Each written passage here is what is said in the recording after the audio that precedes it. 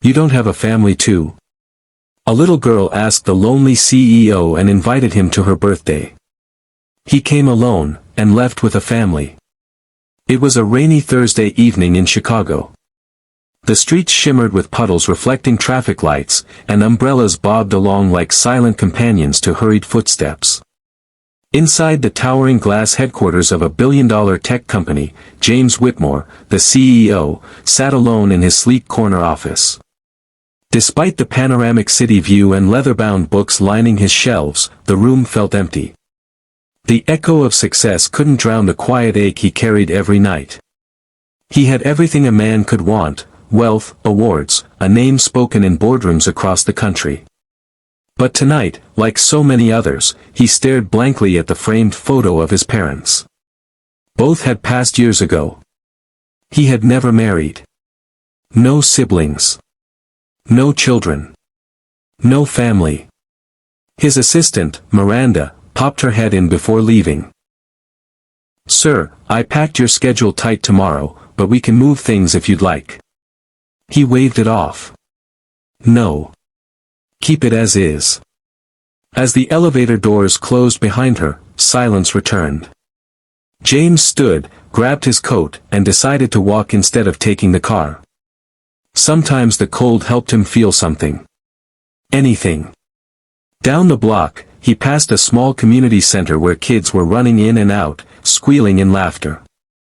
A hand-painted sign read, "After-school warm meals and homework help, all kids welcome." James paused. His footsteps stopped instinctively. He didn't know why, but he walked in. The smell of macaroni and cheese and crayons hit him instantly. A cluster of kids sat at tables, some coloring, others eating, a few just talking. A young woman noticed him at the door. "Hi. Are you here to volunteer?" she asked brightly. He nearly said no, but instead replied, I'm just looking around." "Well, you're welcome to stay. I'm Clara. We're just wrapping up." As James stood awkwardly near the doorway, a tiny voice from behind tugged at his coat. "Hey, mister," a little girl with a frizzy ponytail and jelly-stained cheeks looked up at him. "You lost or something?" He smiled for the first time in days.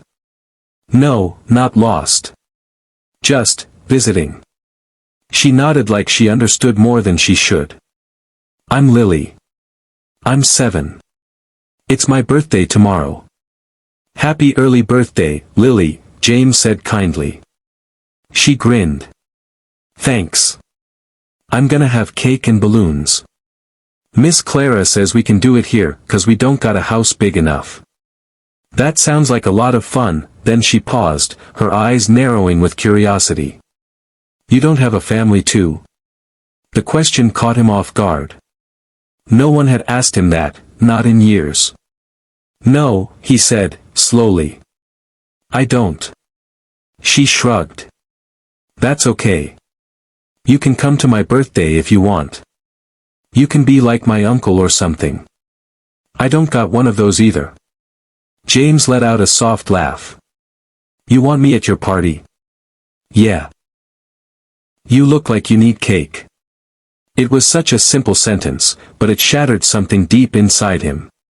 He blinked, nodded, and whispered, "Okay, I'll come."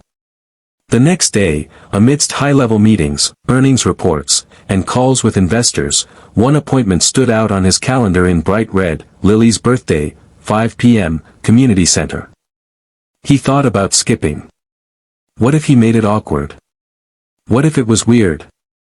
But something inside him urged him forward. He arrived early and stood by the door as Lily burst in with excitement. The room was decked out in dollar store streamers and balloons. A small chocolate cake sat on a folding table. There were 6 kids and 2 staff members. Lily ran over. "You came." He smiled. "I said I would." The kids played pin the tail on the donkey, danced to music on someone's phone, and passed around juice boxes. James found himself laughing, actually laughing, as a little boy put a party hat on his head sideways. He hadn't felt this light in years. Then came the cake. Clara lit the candles, and Lily beamed, her eyes squeezed shut to make a wish. When she opened them, she whispered, "I wished you could come every year." After the party, as parents slowly trickled in to pick up the other kids, Clara explained, "Lily's mom works double shifts. She's trying hard, but it's tough. Lily's basically here all the time. We're her second home." James sat in his car for 20 minutes afterward, unable to drive. Something inside him shifted. The next week, he returned. No cameras. No press release. Just James. He brought books, snacks, even fixed a broken heater. The kids began to know him, not as a CEO, but as Mr. James, the guy who read the best stories and gave piggyback rides. He showed up again. And again. Weeks turned into months.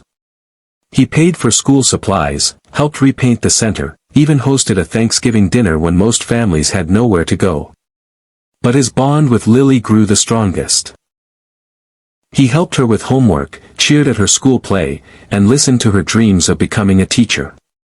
One night, after she had fallen asleep during a movie night at the center, Clara leaned over and whispered, "You're the closest thing she has to family now." James swallowed hard. "She's the closest thing I've ever had to one too." On Lily's 8th birthday, the room was transformed. James had brought in caterers, a magician, new clothes for every kid, and a cake the size of a suitcase. But when Lily blew out the candles, she didn't ask for more toys or gifts.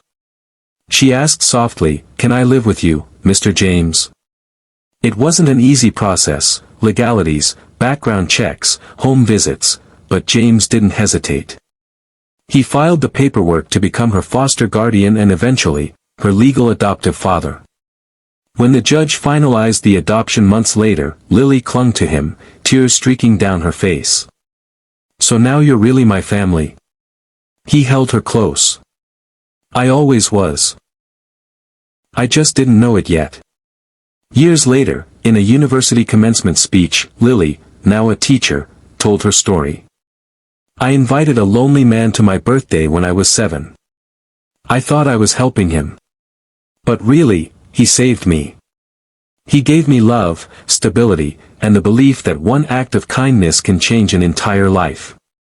He wasn't born to be my dad. He chose it. And I choose every day to be the kind of teacher and person that makes someone else feel seen too. Because family isn't always who you're born to, it's who shows up. Who stays.